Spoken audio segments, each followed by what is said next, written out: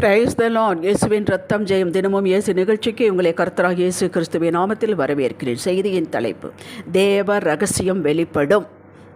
ஆதார வசனம் யோபு 1:20-21.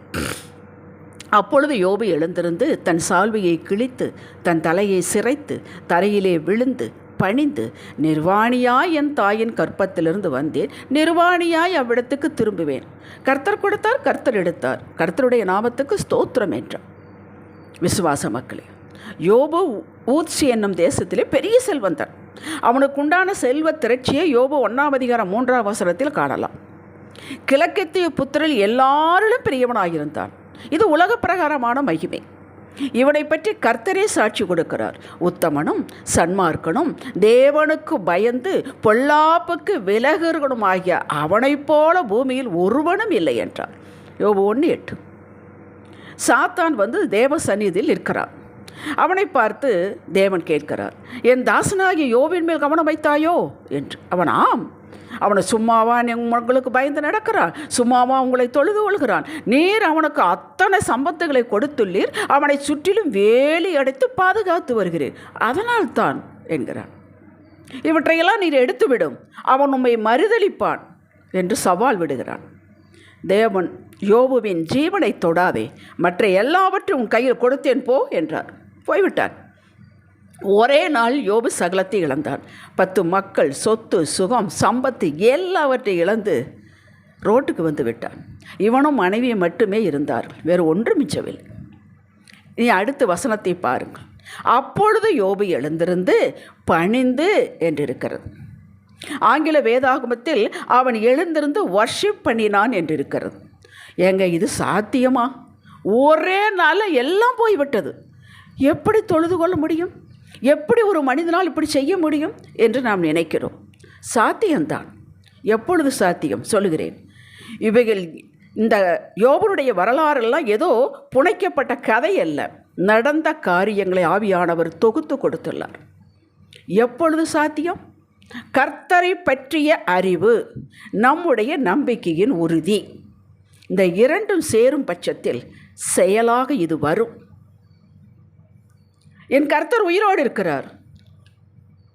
அவர் முகாந்திரம் இல்லாமல் எதையும் செய்ய மாட்டார். எனக்கு புரியவில்லை என்பதற்காக அவரை நான் மட்டுப்படுத்த மாட்டேன். அவரை என்னை தண்டிக்கிற தேவன் அல்ல, கண்டித்து உணர்த்துவார், அவ்வளவுதான். அவர்தான் சகலத்தையும் கொடுத்தார். என் திறமை, பலம், பராக்கிரம் ஒன்றுமில்லை. இந்த அறிவு நமக்கு இருக்கும் பட்சத்தில் அவர் மீது நம்பிக்கையின் உறுதி, அதுதான் விசுவாசம் இருக்கும்போது கிருபையை நம்மை விட்டு விலக்கவில்லை. மலைகள் விலகினாலும் பர்வதங்கள் நிலை பெயர்ந்தால் என் கிருபை உன்னை விட்டு விலகுவதில்லை என்றார் ஏசாயா 54:10. இந்த கிருபை தான் நம்முடைய வாழ்விற்கு அஸ்திபாரம். இதை பிடித்து கொண்டு நாம் மேலே எழும்பலாம். மலை போன்று அவர்களை நம்பியிருந்தேன், இவர்களை நம்பியிருந்தேன். இப்போது ஃபோன் பண்ணால் ஃபோனை கட் பண்ணுகிறார்கள், பாராமல் போகிறார்கள், ஒன்றும் சொல்லாமல் விலகி கொண்டார்கள், கண்ணை கட்டி காட்டில் விட்டது போல் இருக்கிறது. இது மனிதர்களுடைய உறவு என்று யாராவது இந்த செய்தியை கேட்டுக்கொண்டு இப்படிப்பட்ட ஒரு இது உண்டானுமானால், அனுபவம் இருக்குமானால், கண்ணுக்கு தெரியாத தேவ கிருபை உங்கள் மேல் இருக்கிறது. இது விலகுவதே இல்லை. அதனால் தான் கர்த்தர் சொன்னார், நான் உன்னை விட்டு விலகுவதும் இல்லை, உன்னை கைவிடுவதும் இல்லை என்று. இது முதலில் உங்களுக்கு தைரியத்தை கொடுக்கும். உங்கள் வீட்டில் அப்பானாலேயோ அம்மானாலேயோ ஒரு பெரிய பிரச்சனை வந்துருச்சு, கடன் கொண்டு வந்து விட்டார். நீங்கள் வீட்டை விட்டு ஓடி போய் விடுகிறீர்களா? அப்பா அம்மாவை வேறு மாதிரி அழைப்பீர்களா? இல்லை, மாறாக சொல்லுகிறேன், உங்களால் ஒரு பெரிய பிரச்சனை, அவமானம் வீட்டுக்கு வந்து விட்டது. பெற்றோர் அழுவார்கள், உங்களை உள்ளே வைத்து பாதுகாப்பார்கள். எவனாவது துன்மார்க்கன் அடித்து விடுவானோ என்று. இல்லைங்களா? அந்த அன்பு வேண்டும், அந்த நம்பிக்கை வேண்டும். யார் மேலே? கர்த்தர் மேலே. இதுதான் ரகசியம். ஒருவன் ஜீரோவுக்கு வந்து மறுபடியும் எழும்பி ஹீரோவாகிறான் என்றால் ரகசியம் இதுதான். அவன் ஒரு நாளும் கர்த்தர் விட்டு போக மாட்டான், இறுக பிடித்து கொள்வான். காற்று வந்து தூக்குகிறது நம்மை. அப்போ ஏதாவது மரமோ ஏதாவது இருந்தால் இருக்க பிடித்து கொள்ளலாம் என்று ஒரு பில்லரை தேடுகிறோம். பில்லராக முன்னாடியே நிற்கிறார் இயேசு. இருக்க பிடித்துக்கொள், எந்த காற்று தூக்கிட்டு போக முடியாது. அதுதான், அப்படிப்பட்டவர்களைத்தான் கர்த்தர் நேசிக்கிறார். சோம்பேறிகளுக்கு கை கொடுப்பதில்லை, அவிசுவாசிகளுக்கு கை கொடுப்பதில்லை, முரண்பாடு பண்ணுகிறவர்களுக்கு, முரட்டாட்டம் பண்ணுகிறவர்களுக்கு, எப்போ பார்த்தாலும் புலம்பிக் கொண்டிருக்கிறவர்களுக்கு, முறுமுறுக்கிறவர்களுக்கு, சண்டை போடுகிறவர்களுக்கு கர்த்தர் செய்வது இல்லை. இதெல்லாம் அடங்கட்டும் என்று தான் வருகிறார். இப்படிப்பட்ட அலைகளை நாம் தான் அடக்க வேண்டும், அவர் அடக்க மாட்டார். அதற்கு தானே கிருபை கொடுத்திருக்கிறார். நமக்கு தைரியம் வருகிறது. என்ன தைரியம்? எங்கள் அப்பா என்னை விட்டு போகவில்லை, எனக்குள்ள இருக்கிற விசுவாசம் வளர்ந்து கொண்டிருக்கிறது. எல்லாம் போகட்டும், இது பூமியில் தானே வந்தது, இந்த பூமியிலே மறுபடியும் எனக்கு கொடுக்கிற வல்லவர். இந்த அறிவு வேண்டுங்க. என்ன ரகசியம்? யோபுக்கு இரட்டத்தனையாக 42 யோபு 42ஆம் அதிகாரத்தில் ஆசீர்வதிக்கிறார். எல்லாம் இரட்டத்தனையாக வருகிறது, எக்கச்சக்கமாக வருகிறது. எங்கிருந்து வந்தது தெரியாது, கொடுப்பார். சகலமும் போனாலும் கர்த்தர் என்னோடு இருக்கிறார். அவரது அன்பு என் மேல் வைத்த அன்பு விலகுவதே இல்லை. அந்த கல்வாரி பாடை நினைத்து பாருங்கள். இந்த பொருளெல்லாம் போனால் அவனுடைய அன்பு போய்விட்டது என்று சொன்னாரா? இதெல்லாம் வரும் போகும். அவரது வல்லமை மறுபடியும் என்னை ஜீரோவிலிருந்து ஹீரோவாக்கும். புழுதியிலும் குப்பையிலும் இருந்தாலும் என்னை தூக்கி எடுத்து மறுபடியும் உயர்ந்த ஸ்தானத்தில் வைப்பார் என்ற தைரியம் கொடுக்கும். அந்த தைரியம் தான் கொடுக்கும். பிள்ளை முரட்டாட்டம் பண்ணிவிட்டான், எதிரிகள் துரத்துகிறார்கள் என்றால் பெற்றோர்கள் எப்படி மூடி வைத்து பாதுகாக்கிறார்கள். அதை காட்டில் 1000 மடங்கு அன்பு உங்கள் மேல் உண்டவர்கள். அதில் செயலில் காட்டினவன் தான் யோபு. அந்த அன்பை நீ நேசிக்கிறீரப்பா என்பதை அவன் காட்டினவன் தான் உடைய அறிக்கை. தொழுது கொண்டான். இதாங்க கிரேட். இந்த இடத்தை நாம் டச் பண்ண வேண்டும். அதாவது ஸ்தோத்திரம், துதி, செலுத்துதல் என்ன வந்தாலும் சரி செயல்படுவோம் நாம் தான் கொடுக்க வேண்டும். நமது அறிவை கர்த்தரை பற்றியக்கூடிய அறிவு, நம்பிக்கை நாம் காட்ட வேண்டும். வாயில் அறிக்கை செய்து காட்ட வேண்டும், செயலில் காட்ட வேண்டும், பொறுமையில் காட்ட வேண்டும், அமைதியில் காட்ட வேண்டும், புன்முறுவில் காட்ட வேண்டும். இதுதான் நாம் கர்த்தருக்கு செலுத்தும் மகிமை. முதல் அதிகாரத்தில் யோபு எல்லாவற்றை இழந்தபோது கர்த்தரை தொழுது கொண்டான். நன்றாக கவனியுங்கள். அடுத்து வரும் அதிகாரம் நண்பர்கள் போட்டு இவனை வறுத்து எடுக்கிறார்கள். நீ தப்பு பண்ணியிருப்ப, இல்லாட்டி உன் பிள்ளை தப்பு பண்ணிப்பா, சன்மார்க்கனை ஆண்டவர் துன்மார்க்கு லிஸ்டில் வைக்க மாட்டார். எத்தனையோ பேச்சுக்கள், நிந்தையான பேச்சு சகித்து கொண்டார். பின் தம் கட்டி அறிக்கை செய்கிறார். அந்த அறிக்கையில் சிலவற்றை உங்களுக்கு நான் வாசிக்கிறேன். யோபு 13:15. அவர் என்னை கொன்று போட்டாலும் அவர் மேல் நம்பிக்கையாயிருப்பேன். என் வழிகள் அவருக்கு முன்பாக இருக்குது, அவரே என் ரட்சிப்பு. அடுத்து யோபு 19, 25, 26, 27 வசனங்களை உங்களுக்கு நான் வாசித்து காட்டுகிறேன். ஹல்லேலூயா.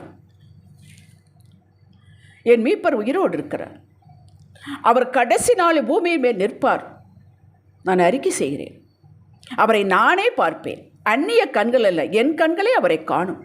இந்த தோல் முதலானவில் அழுகி போன பின்பு என் மாமிசத்திலிருந்து நான் தேவனை பார்ப்பேன். கேட்டீர்களா? 23:14. எனக்கு குறித்திருக்கிறது அவரை நிறைவேற்றுவார். இப்படிப்பட்டவர்கள் அநேகம் அவரிடம் உண்டு. இன்னும் ஏராளமான அறிக்கைகள் உண்டு. நான் நீதிமான் தான், ஆனால் என் நியாயாதிபதியிடத்தில் இரக்கம் வேண்டி கெஞ்சுவேன் என்று சொல்லுகிறார். 42ஆம் அதிகாரத்தில் இப்படிப்பட்ட நண்பர்களுக்கு ஜெபிக்க சொன்னார் கர்த்தர். அத்தனை வாட்டி வரவழைத்தானுங்க அவர்கள் உடனே ஜெபித்தார். அந்த அதிகாரம் முடிவடையும் போது இவன் சகலத்தை இரட்டத்தனையால் பெற்றான் என்றும் முதிர் வயதில் மரித்தான் என்று கர்த்தர் முடிவரை கொடுக்கிறார். இதுதான் ரகசியம். அன்பர்களே, என்ன நடந்தாலும் துதி செலுத்துங்க, ஸ்தோத்திரம் செலுத்துங்க. இது முடியாதுங்க, சோர்ந்து போய் படுக்காதீங்க. நாம் ஜெபமான ஜெபம் ஏறெடுப்போம். பின் ஏதாவது நடந்தால் தொழுது கொள்ளுவோம், ஸ்தோத்திரம் சொல்லுவோம், நன்றி சொல்லுவோம். நடந்தால் தானே சொல்ல முடியும். அப்படி அல்ல, உயிரோடு இருக்கிறோமே. அவன் யோபு நடந்தா சொன்னான், சகலமும் போய்விட்டது, என் ஜீவனை வைத்திருக்கிறீரே. புழுதி குப்பை உயர்த்துவார், அதை கவனிக்கிறார். யோபு செய்தது எல்லாம் இழந்து ரோட்டுக்கு வந்தபின் தொழுது கொண்டான், நன்றி செலுத்தினான். பின் தனக்கான எல்லாம் மற்றவர்களுக்காக ஜெபித்தான். உயர்நிலைக்கு மேலாக முந்தின மகிமையோட பிந்தின மகிமை மிக உயர்ந்திருந்தது. இவைகள் நம் கண்முன் நிற்க வேண்டும். எது நடந்தாலும் தகப்பனே ஸ்தோத்திரம். 1 தெசலோனிக்கேயர் 5:18 சொல்லுகிறது, எல்லாவற்றிலும் ஸ்தோத்திரம் செலுத்துவதை உங்களை குறித்த இயேசு கிறிஸ்துவுக்கு தேவ சித்தமாக இருக்கிறது. ஒருவன் தேவ சித்தத்தில் நடுவில் நிற்பானானால் அவனுக்கு 10 அடுக்கு பாதுகாப்பு போட்டது போல. அவனுக்கு பாதுகாப்பு உண்டு, செல்வம் உண்டு, செழிப்பு உண்டு.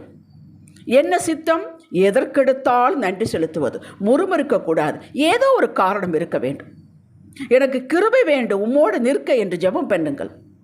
ஒன்றுமே புரியவில்லை அப்பா என்றாலும் அவர் எப்படிப்பட்டவராக வேதத்தில் பலருக்கு செய்தார் என்பதை சொல்லி சொல்லி கண்ணீர் மல்க துதியுங்கள்.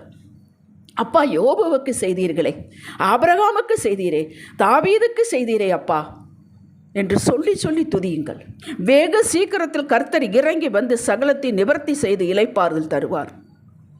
அவருடைய வைராக்கியம் உங்களுக்கு செய்து முடிக்கும். யார் மேல் வைராக்கியம் வைப்பார்?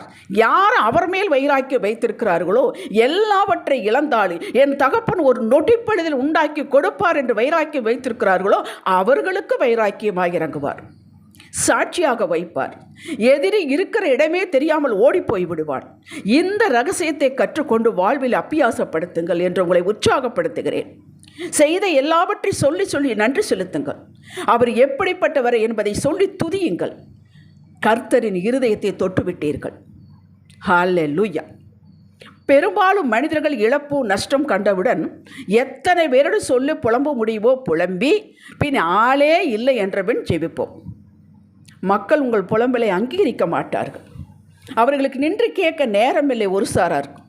ஒரு சாராருக்கு இவனுக்கு இப்படித்தான் வேண்டும் என்று போவார்கள். இன்னொரு சார் ஐயோ இந்த புலம்பல் கேஸ் வருகிறது என்று ஒதுக்கிக் கொள்வார்கள். வேண்டாம் மக்களே, எந்த மனிதரிடம் முன்பாக கண்ணீர் விடாதீர்கள். எந்த மனிதரிடம் முன்பாக உங்களது விரித்து காட்டாதீர்கள். தேவனுக்கு முன்பாக முழங்கால் படியிட்டு கண்ணீர் விடுங்கள். அவருக்கு முன்பாக விரித்து காட்டுங்கள். நல்லதோ கெட்டதோ, தப்பு செய்தீர்களோ நல்லது செய்தீர்களோ, சகலத்தை உங்களுடைய இருதயத்தை விரித்து காட்டுங்கள். ஹல்லேலூயா. ஆண்டவர் உங்களை எல்லா சூழலையும் மாற்றுவார், உயர்த்தி வைப்பார், வழி பிறக்கும். ஏனென்றால் வழி அவரிடம்தான் இருக்கிறது, ஜீவ வாழ்வு அவரிடம்தான் இருக்கிறது, வேறு எங்கேயோ தேடாதீர்கள். செபிக்கலாம். தகப்பனே, நல்லது கெட்டது, துன்பம் இன்பம் நஷ்டம் லாபம் வந்து கொண்டு தான் இருக்கும், போய்கொண்டு தான் இருக்கும். எது நடந்தாலும் நடாவிட்டாலும் உமக்கு செலுத்தும் பாக்கியம், மகிமையின் பாக்கியம் ஒரு நாள் குறையாமல் இருக்க வேண்டும் என்று வாஞ்சிக்கிறேன். கிருபை தாரும். உம்மை விட்டு நான் விலகாமல் இருப்பது உமக்கு செலுத்தும் மகிமை. உம்மையே அண்டிக் கொள்வது உங்களுக்கு செலுத்தும் மகிமை. சகலத்திற்கும் நன்றி செலுத்துவது உங்களுக்கு செலுத்தும் மகிமை. சாட்சியாக அடியானை வையும். இயேசுவின் நாமத்தில் பிதாவே, ஆமேன். இன்றைய சிந்தனைக்கு ஒவ்வொரு நாளும் கற்றுக் கொடுத்ததை, ஆவியானவர் கற்றுக் கொடுத்ததை கடைப்பிடிப்பேன். ஆமேன். ஹல்லேலூயா.